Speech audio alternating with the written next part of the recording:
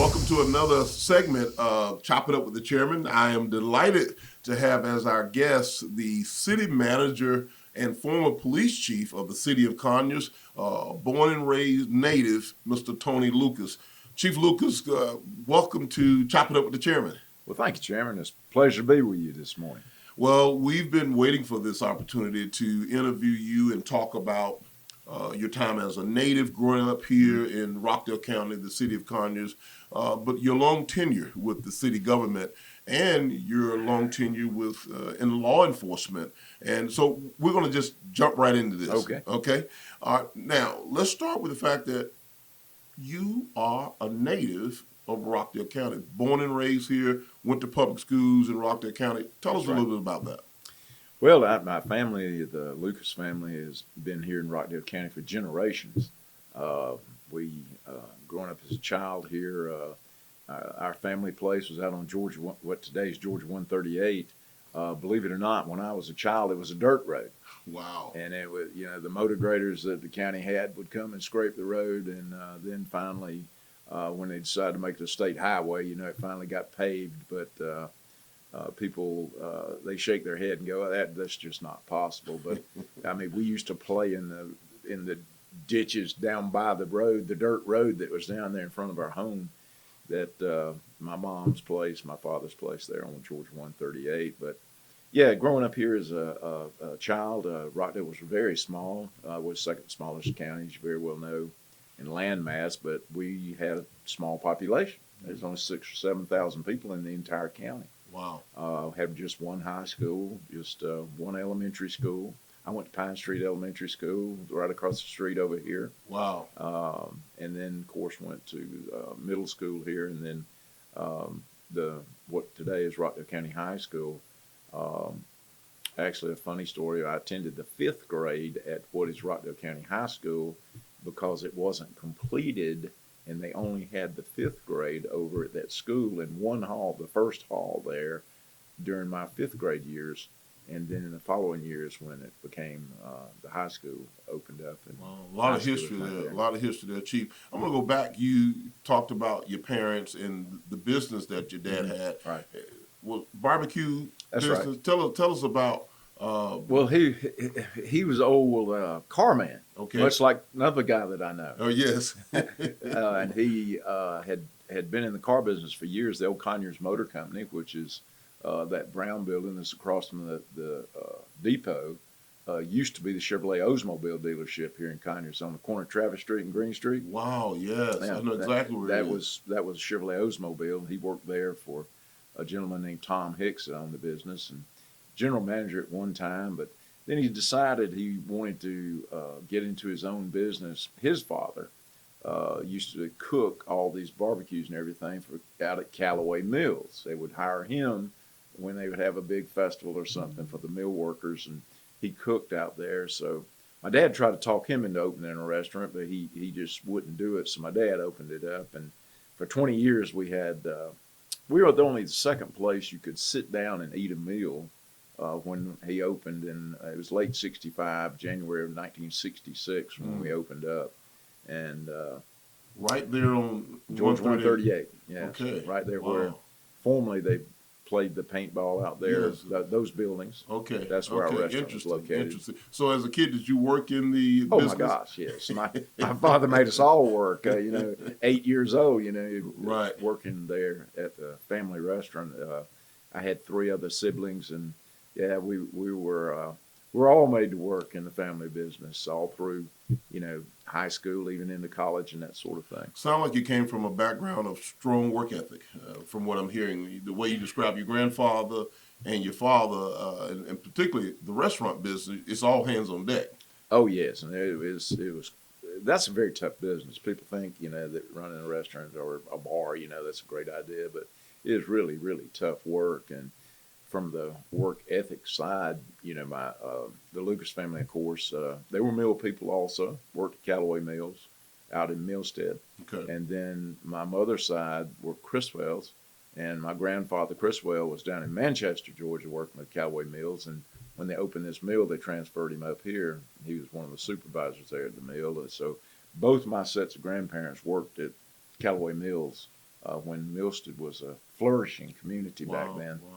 Well, that speaks to a lot of your whole time and tenure with your career in law enforcement, and certainly as the city manager. I want to go back a little bit, and Pine Street Elementary, Yeah, Rockdale County High School. that's correct. Okay, all right, and then so take us from Rockdale County High School. Then what?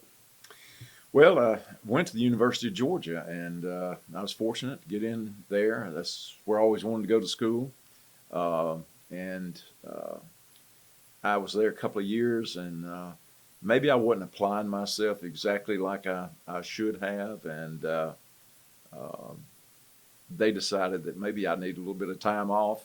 And my father actually came to Athens and opened a second restaurant. And there at 18, 19 years old, I was having to try to go to school and try to run a restaurant there in Athens. And I tried to discourage him from that, but he opened that second location. So it was a little much to try to, at that age, 18, 19 years old, to try to run a restaurant. We had like 15 employees and another business location and try to go to school. So didn't exactly work out just as well as my father had hoped. And so I came back home and actually went to work. I was tricked into law enforcement. I never intended on being into law enforcement. What a way to describe getting into law enforcement. You were tricked into law I was enforcement. tricked into Let's it. hear about the trick. Well, my grandfather, Lucas, was the first full-time paid deputy sheriff in Rockdale County. Okay. He worked for Sheriff Walt McCart back in the 50s and 60s. Wow. And then Sheriff J.T. Wallace came into office in 1960. And I'd known Sheriff Wallace since I was a child, but it was actually at my grandfather's funeral, and that was in May of 77. The sheriff was there, of course, and they kind of had a semi-law enforcement funeral for him. And afterward, the sheriff came up to me. You know, he always called me son, you know. Hey, son, I said, I'm sorry about your grandfather, you know, he was a good man, the normal things. And then he said, but look, I need to talk to you. And I'm like, yes, sir. Because J.T. Wallace was a big, imposing man. Okay. I mean, the sheriff. He was a sheriff too. And with him saying, "Hey, I need to talk to you," the whole conversation shifted, and your mindset shifted at the same time. Like, okay, well, what is this going to be about? It was a big shift because he said, "I said, you want to talk to me?" He said, "Yeah, you be at my office at 9 a.m. in the morning," just like that. Wow. And I was like, "Yes, sir." And as he's walking away, I'm thinking, now listen, I haven't done anything bad in Rockdale County. Everything bad I've done is in DeKalb County. You start backtracking. Yeah, I did. But anyway, I get to his office the next day, and he's like, well, sit down, son. And I sit down. He says, well. I said, sir. And he says, well. And I said, sir. And he says, didn't you want to talk to me this morning? And I'm like, Sheriff, you told me to be here. And he said, you didn't want to come over here and talk to me about a job? And I said, about a job? And it totally shocked me. Well, he was a very wise man. He started shaking his head because my brother was a lieutenant at the sheriff's office at the time, my older brother. Okay. And he had kind of said to the sheriff, Tony wants to come to work for you, but he's a little too shy to come ask for a job. So the sheriff looked and he said, oh, I'm getting the picture now. So he had the father-son with me about maybe I wasn't being as good of a citizen as I should be at that moment. I was working at a bar in DeKalb County, and he said, look, I got 2 openings, and he said, I'll hold one for you if you want the job. So July 1st of 1977, I started with the Rockdale County Sheriff's Office as a deputy. Safe to say the sheriff saw the potential in you. He wanted to correct some bad behavior and saw some potential too, I suppose. So you start with the sheriff's office in 1977. That's correct. How long did you spend with Rockdale County Sheriff's Office? Actually, I was there till about the end of 1980. Okay. Sheriff Wallace it was his last year in office. He did 20 years as sheriff. He wasn't running for re-election. And I didn't really know, but my father, he had not told the family that he was getting pretty sick. And he took me off the side and explained to me that he wasn't going to be able to carry on at the restaurant. My younger brother was working there, and he asked me, would I come to work there and with my younger brother and run the restaurant for him, because he said, I'm just not going to be able to do this much longer. I've got some health issues I'm going to have to deal with, that sort of thing. And when I realized the seriousness of it, I went to work there at the restaurant, and actually 6 months later, my father passed away, and happened rather suddenly. So I did that about a year and a half, 2 years, and then I had an opportunity to go to work with it was actually a special unit with the U.S. Marshals. They started it was a pilot program about courtroom security at the federal courthouse and the Federal Court of Appeals. And it was a private sector job. That was first kind of public-private venture they were getting off into. Okay. So I took that opportunity, and I did that about a year and a half. It was the courtroom security. If you see the guys today and they're wearing a blue blazer and gray trousers at the federal courthouses, that's the same guys that when we started that pilot program in 1983. Wow. And but then in 1984, Chief Roland Vaughn, that I had worked with at the sheriff's office, he was chief deputy under Sheriff Wallace. He calls me and asks me would I come to work at the Conyers Police Department. And he said, pretty much, Tony, I need some help. You know, we're growing this department, and I'd really like for you to come work with me down here at the police department. And I gave it some thought, of course, living here in my community, that sort of thing. And I started in August of 1984 with the city of Conyers as a patrolman. Wow. So you spent all those years, your first start in law enforcement with the sheriff's office. Right. Then you went back to your father's family business, got into the special unit of the Marshals, U.S. Marshals, and then Chief Vaughn reached out and said, hey, I need some help over here at CPD, and you came over. He did. Absolutely. So you spent how many years with the City of the Conyers Police Department before you made it to the rank of chief? What was your top rank before you made it to appointed as the chief of police? Actually, I started as just a base patrolman, working the evening shift at base pay. Okay. I mean, bottom of the scale, because actually, you know, in those days, I had a young family and wife, new house, and gosh, my starting salary was so pitiful that I couldn't even make my house note and car note, and hardly any more. So all the side jobs, I took an electrical job, worked an electrical job on the side. Bless Larry Kirkus, he's gone today, rest in peace. But which was the normal, almost practical, typical life of a law enforcement officer, young cop, or anybody that was in public safety, because even firefighters work extra jobs like that as well. Absolutely. That's absolutely right. Yeah. And you had to make ends meet. Yeah. But. So a total of how many years now with, so you leave law enforcement, you wrap up your assignment as the chief of police. When did you wrap that part of your time and tenure with the police, with the city of Conyers? Well, you know, I began in '84, and I went through the ranks, patrolman, detective, lieutenant. In 1988, August of '88, 4 years later, I ascended rather quickly, I suppose. And Chief Vaughn made me his deputy chief of police in August of 1988. Okay. Actually, acting chief, because at the same time he was elevated to city manager role. Gotcha. So he was in the city manager role, in acting city manager role at the time, and I was more or less the acting chief in 1988. And then over those years, running all the daily operations of the PD. And then in 1994, I was promoted chief of police, and I remained in that job for the years after. And the year 2000, the city manager then, Rebecca Woolcott, actually made me also the chief operating officer, so that I could act in her capacity in her absence. So I was chief of police and chief operating officer during those years from 2000 to, she left in June of 2004. And the council asked me to say, hey, can you hang on to the reins here until we can figure out what we're doing?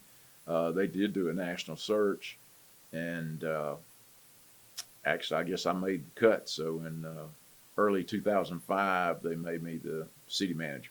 So, Chief Lucas, tell us how much of your law enforcement experience had a play or an impact on you serving as now the city manager for the city of Conyers. What connected to and explain the benefits and the attributes of being in law enforcement, now running the city of Conyers as a city manager. Mm-hmm. Talk about that. Well, a police chief's job is, it's more than being a cop. You're an administrator. You're handling all the budgetary issues concerning the department. Usually, it's one of the largest departments, if not the largest department, as we are today. The police department is the largest department in the city. You have the most personnel, and it's just the nature of the beast, as you very well know. Yes. You have a lot of personnel issues to deal with. Yes. Some not so serious, some can be very serious, and all the while you're trying to police the community and take care of the community. So you're an administrator, you're a police officer, you're a personnel director, you're practically every element, HR, the whole 9 yards as a police chief. So it really is prepares you for most any management job, in my opinion. And you may know Roland Vaughn, as I said, he was police chief. He went on to be the city manager. Rebecca Woolcott, who her entire previous career had been in the police department, and she ascended to the city manager role. Okay. And then as police chief, then, when they chose me in 2005 to take those reins, it was kind of a natural evolution that we'd been going through. And as a police chief, they made me the city manager. And, to protect myself at the time, I made a request of the council if they would also appoint me as director of public safety. So to keep my law enforcement in place, because at the time I needed about 3.5 more years to lock a pension. I got you. And I wasn't sure if they were going to be pleased with me as a manager or not, because the average tenure of a city manager is about 3 years. And I thought, good grief, if I get in this job and they decide they're going to let me go, at least I'll have something to fall back on. So that's right. They allowed me that opportunity, and I've kept my law enforcement credentials in place this time. I've been heavily involved in Georgia Chiefs, International Chiefs, all these years. So you are still a Georgia certified peace officer. I am. Okay, still with post certification That's now correct. Today. That's correct. Wow, up. Wow. So in totality, how many years of law enforcement? Let's separate the two. You've been a peace officer for 45, 46 years. Wow, that's a long time. If I made it to July 1, it'd be a full 46, wow. 47. Well, Chief, thank you for your service. You're right, it's a tough job. I often say over here in the chairman's office, we're not just managing people, we're also managing personalities. And sometimes right. The personality you encounter at 8 a.m.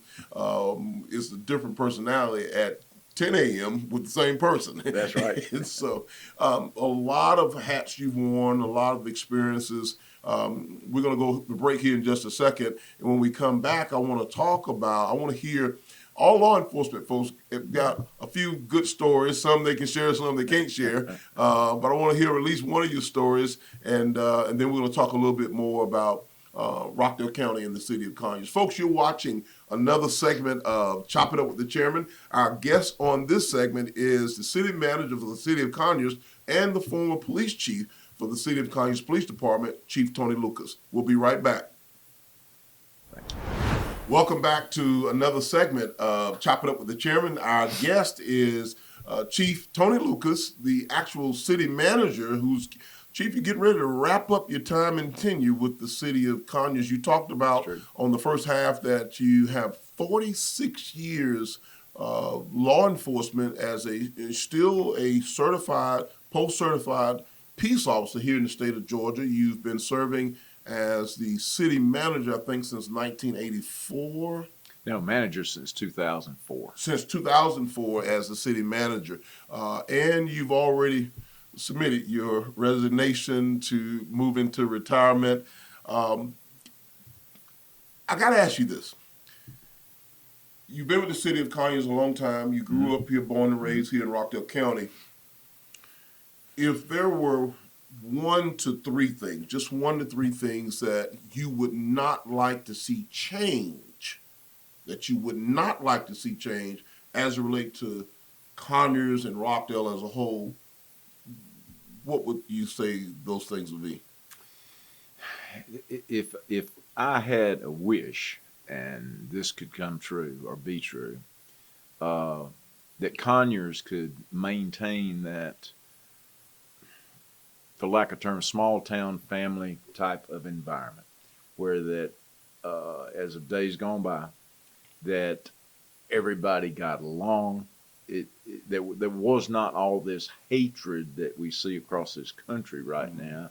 We're not seeing that in Conyers, Rockdale, to a large degree. We got our knuckleheads that everybody has, but if this community could remain a family-oriented, safe community, that's what I would want and wish for the city of Conyers and Rockdale County, that it could maintain that type of atmosphere for the good citizens that live here. I've heard from so many city leaders, Mayor Evans, Councilman Stroud, basically say the same thing you just said, maintaining the civility of the community and the harmony. The harmony. I've heard a lot of folks, people who are in civic leadership or community leaders themselves, whether they're elected or not, really almost boast and brag about the history and the heritage of the city of Conyers and Rockdale County as a whole, being a community where people were always been unified. When there were any little rumble in the jungle, civic leadership was able to come together and say, okay, let's get this thing ironed out and let's deal with it. And so I'm really glad to hear you say that, maintaining the peace and the harmony of the community. Those are the things that you wouldn't want to see change or us lose that legacy. What would you like to see change going forward? We are growing. Some of it we don't have any control of. That's right. The state is growing. The region is growing. What are the things that? What's that 1 or 3 things that you'd like to see change as we continue to move forward? Well, as you know, in government, sometimes it's misunderstood. The public would like to have one of my favorites. Why can't we have a Krispy Kreme donut shop or a Maggiano's restaurant, a Whole Foods, that sort of thing? Well, heck, I'd like to see that as well. But these companies, they have their profiles, and their profiles have to meet a certain threshold before they can would come to your town or city. And a lot of the public doesn't understand that. Then property owner rights and what people choose to do with their property. And as we like progress and we want these things, the buildup has to occur. And with that comes the problems with it. Now, you with progress and being able to capitalize on that, that's when you get the higher end restaurants, the nicer shops, the nicer stores, and those kinds of things that we would all like to see. But you also get everything that comes with it. You get traffic. There's no question about it. You get more people. There's no question about it. You get crime. No question about it. And one thing that has happened to us here that we've been very protective about is that because the interstate highway that came through here when I was a kid, because I was here before it came through, my father had a car lot at the end of Green Street, right at where I-20 begins right there, and you just drove straight across the old McDonough Highway. That was the thoroughfare there, and he had a car lot there before the interstate. But the interstate brought progress. It brought a lot of change. It brought a lot of success to the community. but it also brings us everything with it, as I'm describing. And one of those elements is crime. We're a great target because we've got all these shopping areas and all that sort of thing that's right beside I-20, and we get these bad elements that run out of Atlanta, cab, don't mind saying that, and they come out here, want to hit us, and then leave. So the police, sheriff's office, they have to do a really good job being diligent with fighting that crime, and I think we're doing a good job with that. But going back to your question, we want progress, but when you want it and you get it, then there are certain things, those intangibles that you are inevitable, and you have to just learn how to deal with it. And smart growth is a term that everybody wants to use, and that's what we try to do. We try to do it. The county tries to do it. We do the best job we can with it. We're always improving. Design guidelines, for example, is a great example. We increase design guidelines in the businesses and residential and those kind of things. It forces a better product, and with a better product, you usually get better high-paying jobs and those kinds of things. And with that, then maybe we can get us a Krispy Kreme donut, and maybe we can have a Maggiano's. But you have to take the good with the bad, and the bad is the traffic, the congestion, the volume of people, and then crime is certainly something to consider. Chief, I'm so glad you put that in a clear perspective. You're right. It's a constant game of give and take. I was talking to a gentleman just a week or so ago, and he mentioned that he'd like to see the Whole Foods, Krispy Kremes. He said, I really would love to be able to have a date night with my wife in Rockdale County. And so I asked him, I said, well, when was the last time you had a date night, and where did you go? He said, it was about 2 months ago. We went to Buckhead. I said, well, in going to Buckhead, guess what you had to encounter? He said, yeah, I know, traffic. I said, there was no way to get to Buckhead or a maneuver in Buckhead to get to the steakhouse without encountering some traffic. And you put it in a very clear perspective that we're really not going to have one without the other. How we manage that, and the term that everybody's using is smart growth. And I think it's really important. I really appreciate hearing that from you. You've been in law enforcement a long time. You've now been serving as the city manager for quite some time. And you understand it from both sides of the counter, so to speak, as a consumer and as a civic leader. Chief, let's shift again. I want to, if you were, let's talk about our young people for a minute. Okay. Let's talk about our youth in our community. You born and raised here again, all the years in law enforcement, been in civic leadership for a long time. The world has changed. The world is constantly changing. And the way kids grew up during your time and my time is quite different. What message do you send to parents and to young people today? Well, obviously, to parents is be a parent. I mean, the young people today that the police encounter and have to deal with, that let's just call them some of the troubled problem makers, that sort of thing. They don't have good strong family influence. Whether it's a single parent home or whether there's no discipline in the home. I was just listening to a news story, until we bring parenting back in our communities and with our families and our children, there won't be any change. And then you throw in the technologies of the world today and the way that kids grow up. We'd get a stick and a ball and go out and play, all day long outside. Well, they're on these devices, and that's all they do. They stay like this. They keep their heads buried in it, which, in my opinion, they don't learn the social skills that all of us had to learn coming up. That's because if I had a problem with you and you had a problem with me, we had to get together like this, and we had to talk to each other about Absolutely. it, or we were duking it out in the parking lot, and then usually get up and shake hands and be buddies the rest of the day. Well, now they don't want to have to face that, so they start sending these terrible messages to everybody and anybody, and it just the lack of the social skills that they are not developing, the technologies that I think that affect that, but basically be a parent, know what your kids are doing, know where they are, what they're doing, and who they're with, because who they're with is going to determine how they act. Chief, I think I'm hearing you say to the parents, be present. Mm-hmm. Be a parent, be present, be involved, be in your child's life. What would you say now to the youth themselves, to the young people themselves? What do you say to those kids matriculating through public school as well as on into college? Young people, we were young. We did crazy things. We did stupid things. We did dumb things. So that's some of what you do when you're a young person.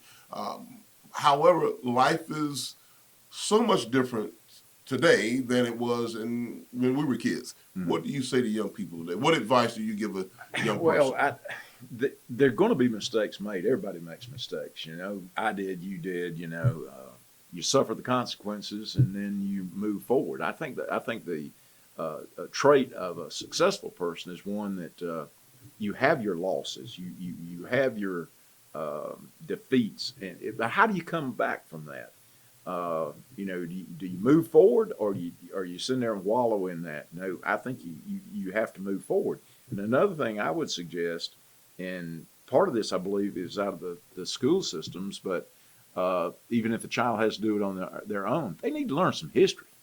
Okay. Learn some history. Learn some history about your community. Learn some history of the United States of America. What was this country founded on? The ideals and principles of this country. Many of those things aren't being taught in school anymore. And then is it being absorbed by the youth? I think understanding the past helps you in the future.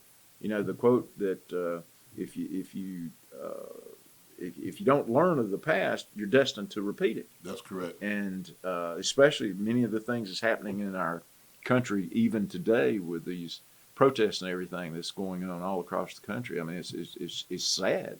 And I think a lot of those young people that's involved in this, they don't have one idea about the history of things that went on going back to my father fighting in World War II that saved this country and that sort of thing. There's just, simply doing things, the Pledge of Allegiance and all. I'm a firm believer in that sort of thing. And the power of prayer. Right or wrong, and many people have different opinions, but we start every council meeting, and I know you do too.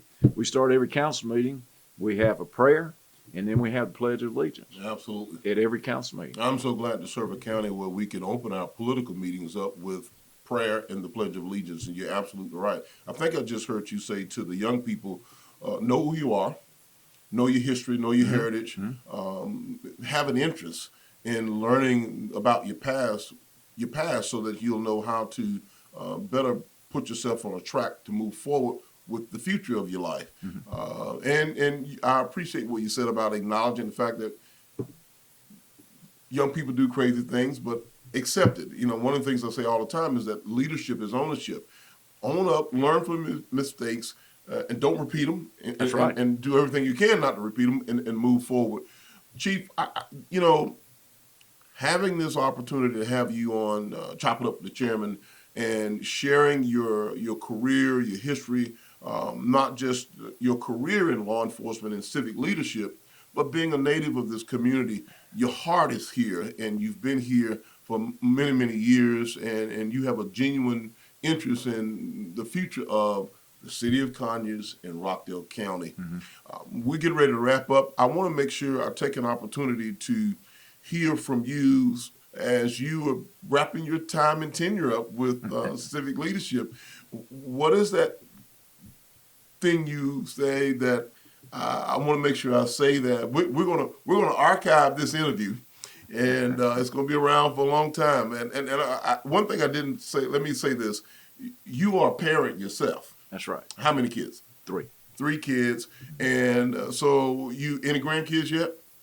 Only one. One grandkid. Okay. So you understand it from multiple perspectives, and we were talking a little bit offline, the fact that just because you was in law enforcement didn't make you immune to family issues and problems, just like any other regular citizen who doesn't wear a badge and a gun. That's right. Sometimes people think that we're exempt because we're in leadership or law enforcement. Well, no, we've got brothers, sisters, family, children, and things happen. So it makes you human, is what I'm really saying, Chief. What is the one thing you want to make sure you get out before we wrap up this segment of Chop It Up with the Chairman? That's a difficult question. You know, I would hope that those that take the time to watch these segments that you're doing, that they listen to the people being interviewed, listen to you as chairman, listen to these experiences that we've had.